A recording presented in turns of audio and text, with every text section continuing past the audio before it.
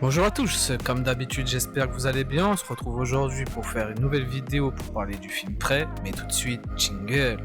I'ma get busy with it right now. I'ma get busy with it right now. Que dire pour commencer si ce n'est que ce film nous apporte les sensations que l'on avait pu connaître lors des premiers films Predator. Étant un préquel de celui-ci, cela démarre très bien, nous amenant même une connexion qui pourrait nous diriger vers une éventuelle suite, mais nous y reviendrons au cours de la vidéo.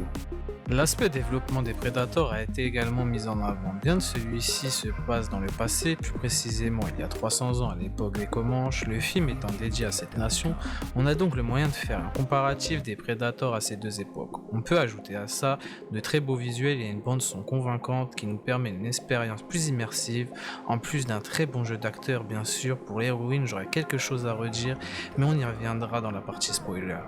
Sinon dans tout ça on en ressort une copie propre pour ce film sans être une masterclass, c'en n'était pas non plus l'intention j'imagine. Bien maintenant entrons dans la partie spoil. Si j'ai une chose à dire dans le film, c'est sur notre héroïne Naru, dans son développement, une légère incohérence, bien sûr courageuse, capable de se battre sans hésitation contre des braconniers, certains membres de sa tribu, ou encore bien même contre le Predator, mais qui attaqué par le puma dans une partie du film ou encore de l'ours plus tard, semble dépassée et de ce fait semble une guerrière plus qu'une chasseuse. L'ellipse qui suit est un choix scénaristique que je n'ai à mon sens pas trouvé pertinent. Son frère règle la situation, mais de ce fait ce n'est pas montré et à peine expliqué, si ce n'est dans la scène où ils font office d'appât. Pourtant son frère aux yeux de leur tribu est considéré comme le plus fort et le plus à même de devenir chef. C'est dommage de ne pas avoir exploité cela pour donner plus de crédit au personnage, car il finit en plus battu contre le Predator sans trop de difficultés.